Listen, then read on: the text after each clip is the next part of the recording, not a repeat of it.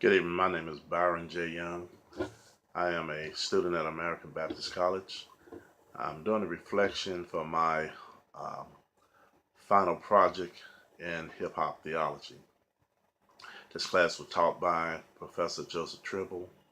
And in this class, when I began to look back or reflect back upon the material that was covered, there was many lyrics that dealt with hip hop theology. Some was good, some was bad. I'm reminded of a lady by the name of Trisha Rose. Trisha Rose looked at theology, hip hop theology, as being something that was denigrating to women of color. She felt that it was sexist in its lyrics. She felt that it was demeaning towards women, and that men did not have a respect for women of color in this culture. And perhaps that is true. I think some of the things that some of the lyrics we do hear, some of the videos we do see, is certainly filled with sexism, dehumanization of women, and I think she was right on key. But however, we must move a little bit farther to understand the hip hop culture. And when we look at the hip hop culture, it is simply young men and women coming together and rapping about their experiences or their reality.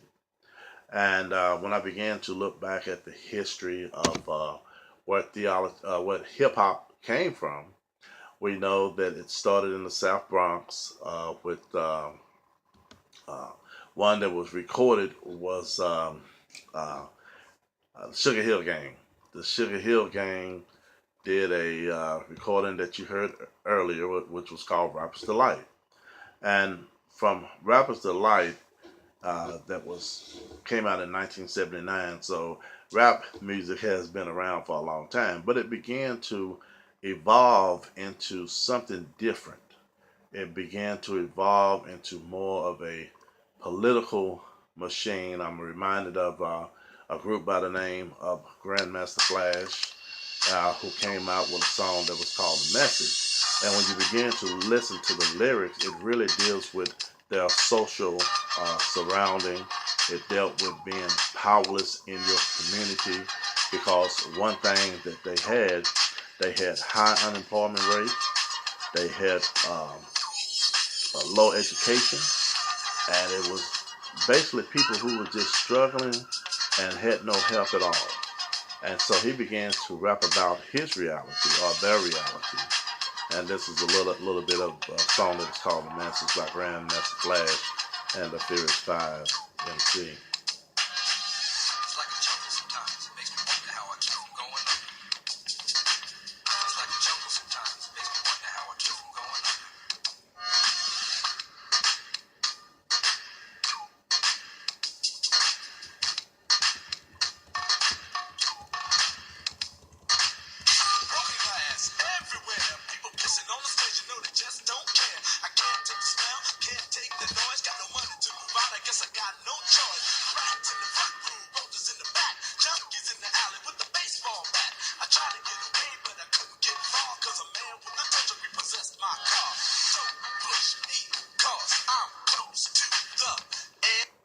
So if we begin to see what he's talking about in the lyrics being close to the edge, we have to go back and look at the history of this country. The history of this country is that when it comes to uh, the black American, black people, is that we came into this country through forced migration, through slavery.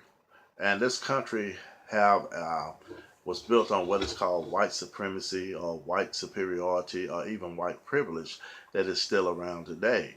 And so when we began to look at slavery and how it forced our people to work for nothing and how it dehumanized a lot of black Americans, if you want to call them Americans, and then we transitioned to the Jim Crow law of the South, same racial oppressive system.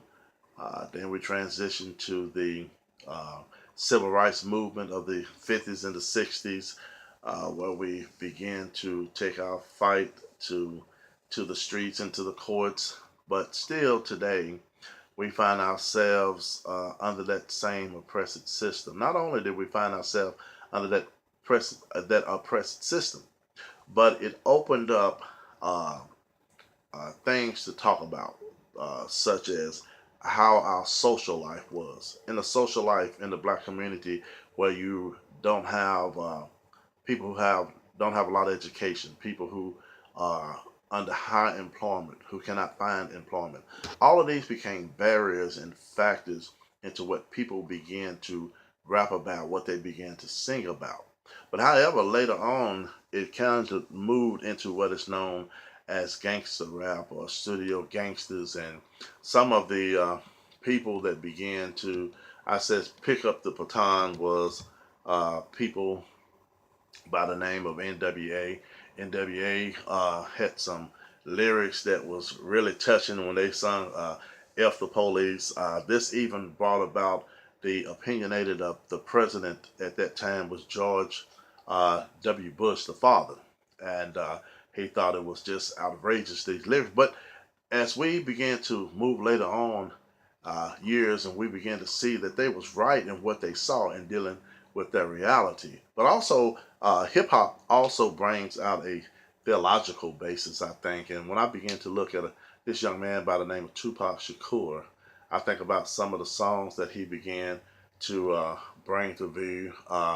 One is this one right here. If I can pull it up right quick, look like my time is it's getting a little bit short, but I really wanted to deal with Tupac, and because I believe that when I think about um, think about this is Hail Mary for Tupac. Blows like a 12 gauge shot at. Feel me? And God said he should send his one begotten son to lead the wild into the ways of the man.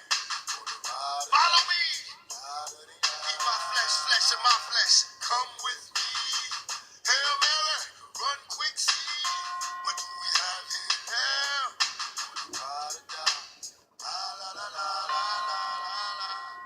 I ain't a killer, but don't push me. Revenge is like the sweetest joy next to getting pussy. Picture paragraphs unloaded, wise words being quoted. Beat the weakness in the rap game and sold it.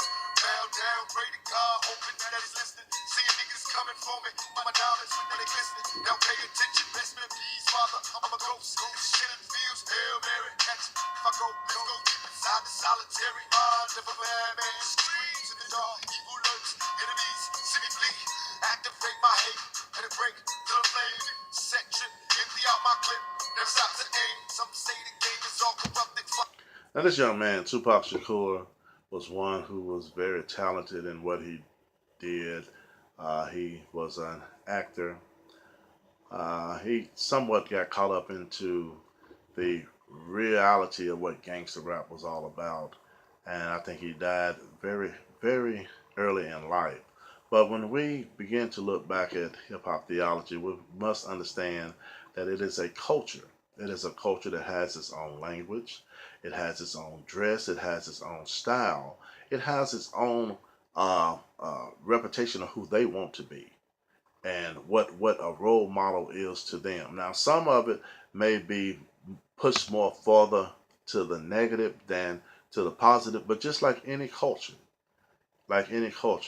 not only does it seek its own language, but it seek to resolve its own problem the best way that they know how.